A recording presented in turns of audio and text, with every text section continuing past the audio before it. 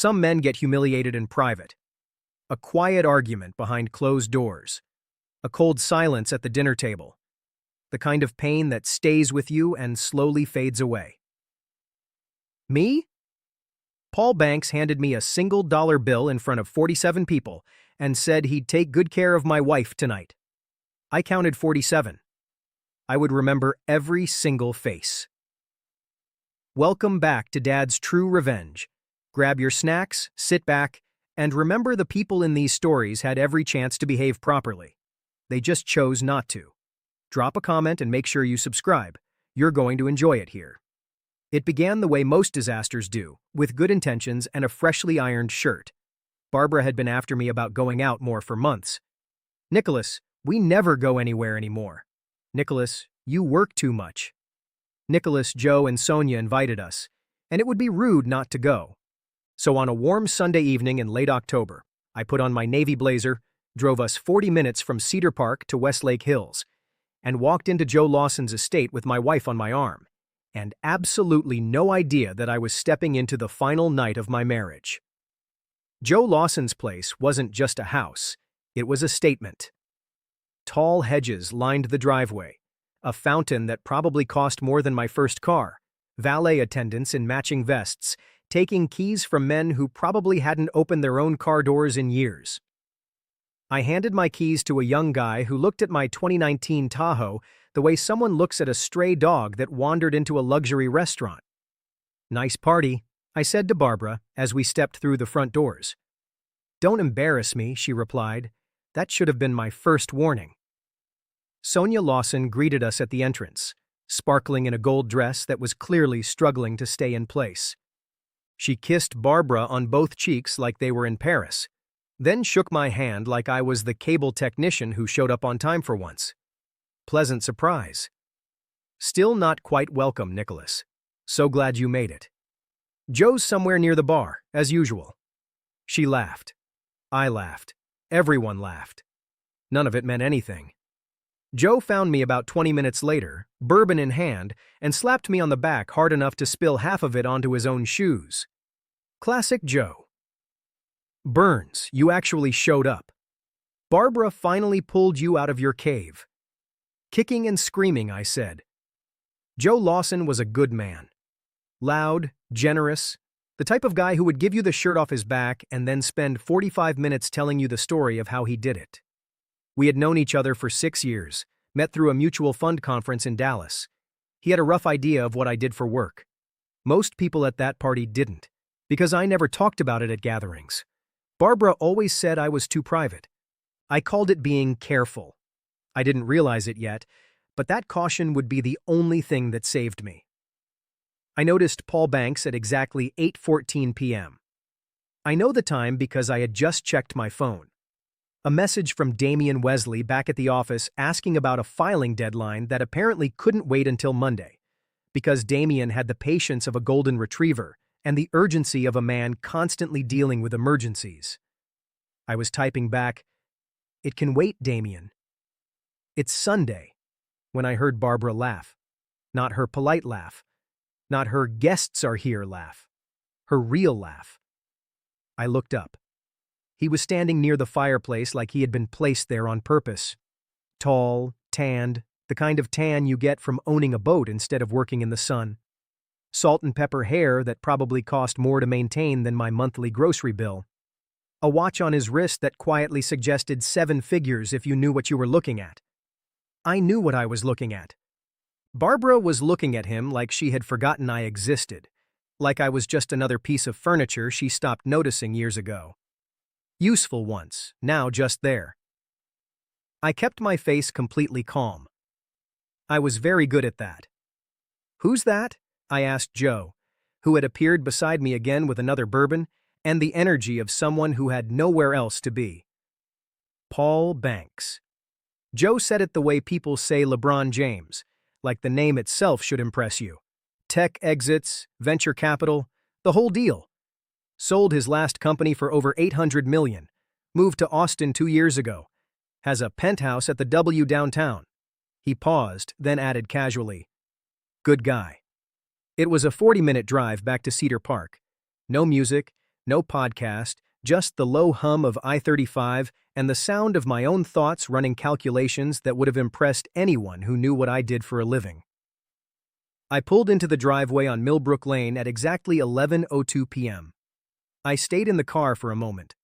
The garage light was on. Barbara always put it on a timer. One of her small, reliable habits at home that had apparently lasted longer than her reliability in other areas. I made 3 phone calls while sitting there in the dark. The first was to Damian Wesley. He picked up on the second ring, which told me he was still awake, which meant he had been waiting to hear how the party went, which meant he understood Barbara better than he had ever openly admitted. "You're calling me from the party?" he asked. "I left the party," I said.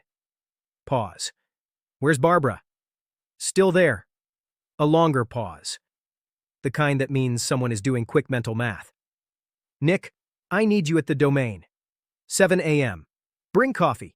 Real coffee, not that oat milk thing you've been into lately, and pull the file I sent you in March, the one I told you to hold and not ask me about." Silence. Then quietly, "Oh," I said. "Yeah. Oh." The second call was to my lawyer, Gerald Marsh. At 11:08 on a Sunday night, he answered on the third ring, because that's exactly what I pay him for. And in 20 years, Gerald Marsh had never once made me feel like I was calling at the wrong time. God bless Gerald Marsh. The third call, I'm not ready to explain the third call yet, but it was the one that would make Paul Banks's stomach drop straight through the floor of his $800 million life. I stayed in the car for another 11 minutes after that. Just me, sitting in the dark, with that folded dollar bill in my breast pocket like a small, perfect piece of ammunition. Paul Banks thought he was tipping the help. What he really did was hand me the opening move in a game he didn't even know we had started. I went inside, poured myself 2 fingers of Blandins, and sat at the kitchen table under the light Barbara picked out at that Home Goods in Round Rock 3 years ago. The one we argued about for 20 minutes because I thought it was too big, and she turned out to be right. It wasn't. I stayed there until 2 a.m., building, planning, thinking through every angle. Barbara Burns would come home Monday morning and find that her key no longer worked in the door. And Paul Banks, with his $800 million, his penthouse views, his boat tan and all, would be making a phone call that would completely ruin whatever was left of his Sunday morning. Neither of them had any idea who Nicholas Burns really was. They were about to get a very expensive lesson. There's a certain kind of Monday morning that only exists for people who have made a decision they can't take back. The coffee tastes different. The sunlight feels different. The silence in a house that used to have another person in it lands in a different way. I made my coffee at 5:47 a.m. and it tasted like clarity. Barbara had texted at 1:23 a.m., I know, because my phone lit up the kitchen ceiling while I was still sitting at the table. I didn't read it until morning. The message said, "Staying at Sonia's tonight. We need to talk tomorrow." I read it once, placed my phone face down on the counter, and finished my coffee. Staying at Sonia's. Sure she was. Here's the thing about lies, and I say this as a man who has spent 15 years in private equity, where lying is basically a contact sport with better suits. The worst lies aren't the complicated ones.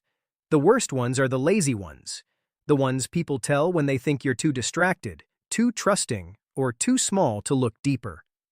Barbara thought I was all 3. She was about to correct that assumption.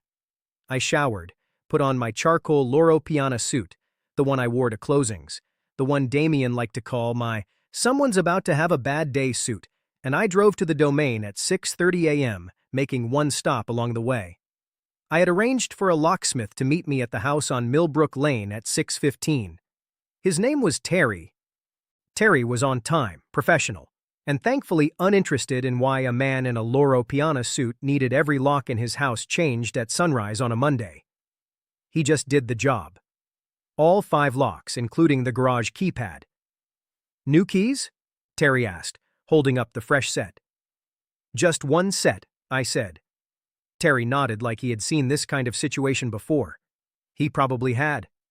I tipped him $40. Folded. Neat. I was feeling generous.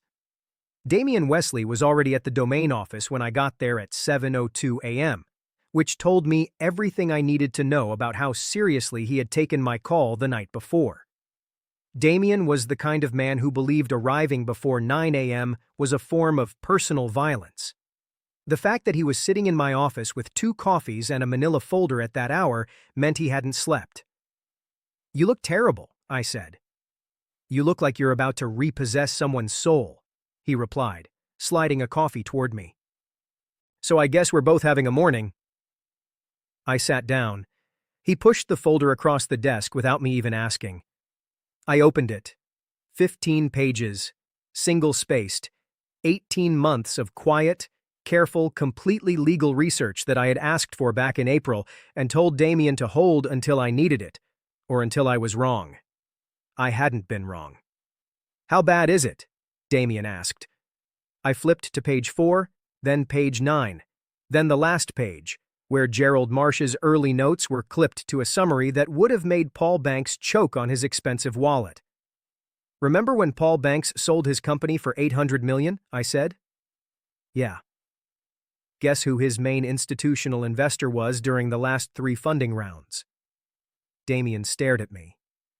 I let him. I was enjoying this more than I probably should have. "No," he said. "Page 9, I told him. He grabbed the folder, flipped quickly, read for about 12 seconds, then set it down very slowly. The kind of slow that happens when your hands stop cooperating. "Nick," he said, "you've been his bank this whole time." "Through 2 layers and a Luxembourg holding company because I'm not reckless," I said, taking a sip of coffee. "But yes, essentially me." Damian leaned back and laughed. Not a normal laugh. The kind of laugh that sits somewhere between genius and insanity. It echoed off the office walls and probably confused Janet Cooper out in the hallway. "He tossed $1 at you," Damian said. "He did. And you're his bank." "I am." He pressed both hands flat on my desk. "Does he know?" "Paul Banks knows his investors through a fund administrator in Luxembourg named Claude Baer, who communicates only through encrypted email and has never once mentioned the name Nicholas Burns," I said, straightening my jacket. "So no, he doesn't know." Not yet. But Monday had just started. Gerald Marsh arrived at 8:30 a.m., with his reading glasses resting on his head and his litigation face fully in place. Gerald was 61, built like a former linebacker who discovered tailored suits, and he carried the quiet confidence of a man who had never lost a negotiation that mattered. He shook my hand, sat down, opened his folder, and said, "Tell me everything." So I did. I told him about the party, the corner near the window, the wallet, the dollar bill, the slow and deliberate moment in front of 47 people. I told him about Barbara staring at her shoes, about the text from Sonia, about the way Paul Banks had smiled at me like I was nothing more than a coat check ticket he didn't need to keep. Gerald listened without interrupting, which told me how serious this was. Gerald interrupted everyone. When I finished, he sat quietly for a moment. "The dollar bill is in your possession?" he asked. "In the breast pocket of my navy blazer, folded once." He nodded slowly. "And your marriage? Had you documented any concerns?" "Gerald," I said, "I'm a private equity investor. I document everything. I've been documenting concerns since February." He almost smiled. "Of course you have." He made a note. "All right, here's where we are." What Gerald told me next, I'll keep to myself for now. But I will say this. By the time he left my office at 10:15 a.m., Paul Banks's $800 million life had a crack in it so fine he couldn't see it yet. But he would feel it soon enough. At 10:47 a.m., my phone rang. Barbara. I let it ring 3 times, not to be dramatic, but because I was finishing a sentence in an email that was far more important than this conversation was going to be. Then I answered. "Nicholas." At 4:45 p.m., Barbara called Damian again. Damian, thankfully, was still in a meeting. At 5:15 p.m., she called my phone. I was driving back to Cedar Park, to my house with the new locks and my kitchen light, and I let it ring until voicemail. She left one message, 48 seconds. I timed it. The first 30 seconds were anger. The last 18 seconds were something else. Something quieter. Something that almost sounded like the Barbara I had married in a small church in Georgetown, Texas on a Saturday in June 12 years ago. She cried before I even finished my vows, and I had thought, this woman is going to love me forever. Turns out forever had a small condition attached. I deleted the voicemail. I pulled into my driveway on Millbrook Lane, stayed in the car and looked at my house. Then I reached into my blazer pocket, took out that folded dollar bill, and held it up in the last bit of October sunlight coming through the windshield. Paul Banks's fingerprints were on that bill. So was my marriage. So was everything that came after. I slipped it back into my pocket, went inside, and poured the Blantons. Tomorrow was Tuesday. Paul Banks was going to call Barbara, shouting, and what he would say, I had waited 24 hours to hear, was going to change everything. Tuesday began the way all important days do. Quietly. No noise, no shaking ground, just my 5:47 a.m. coffee and the strange calm of a house that had been cleared of a lie. The kitchen felt bigger somehow. Rooms do that when you remove something that was taking up space. Not physical space, but the other kind. The kind you don't notice until it's gone, and suddenly, you can breathe fully again. Paul Banks called at 9:11 a.m. I let it go to voicemail. 41 seconds. Short for a man falling apart. This is Paul Banks. I need to speak with Nicholas Burns directly. It's urgent, please. From the man who had handed me a dollar bill in front of 47 people like I was a coat check with cash only. I played it twice, poured another coffee, and then called Gerald. He had already left me a message. I know, Gerald said. His lawyer contacted mine at 8:45. They want a meeting. I looked at the dollar bill lying flat on my kitchen table, unfolded now, centered, catching the morning light like something important someone meant to frame, but never did. Thursday, I said. My office, 10:00 a.m. And Gerald, make sure his lawyer hears the name clearly. Burns Capital Partners. The silence on his end sounded like a man trying hard not to laugh out loud. Consider it done, he said. Paul saw me and went very still. Not dramatic, just still. The kind of stillness that comes from a man who has spent 48 hours rethinking everything and has just now seen the final piece fall into place. I stood up, buttoned my jacket, and held out my hand. Paul, I said calmly. Good to see you again. He shook it. His grip felt different this time. Less practiced, less perfect. Mr. Burns, he said. Mr. Burns, not friend. Not that small pause before he decided to shake my hand. Not the smile he had performed for a crowd that no longer existed. We sat down. Colton Webb opened his leather folder and started talking about possible ways to resolve things. I let him speak. I was watching Paul Banks slowly look around my conference room. The view below. The framed documents on the walls. Janet Cooper working quietly beyond the glass. The weight of a room where serious decisions are made by people no one underestimates twice. And I watched understanding settle on his face, the way weather slowly rolls in, and then suddenly arrives all at once. Then I reached into my jacket pocket. I placed the dollar bill on the table between us, folded once, clean and crisp, exactly the way he had left it with me Sunday night in front of 47 people who, I suspected, would be telling that story for far less time than they expected. I believe this belongs to you, I said. You left it with me on Sunday. The silence that followed was the most expensive silence I have ever experienced, worth far more than $1. Then Gerald and I spent 45 minutes walking Paul Banks through the contractual reality of his situation, step by step, without drama, without enjoyment. The way you do a job you have prepared for carefully and hoped you would never need to use. The audit would close on our timeline. His deals would survive. His bank would settle. Everything was going to be perfectly, carefully fine. He would simply spend the next 90 days learning in detail whose money he had actually been using for the past 3 years.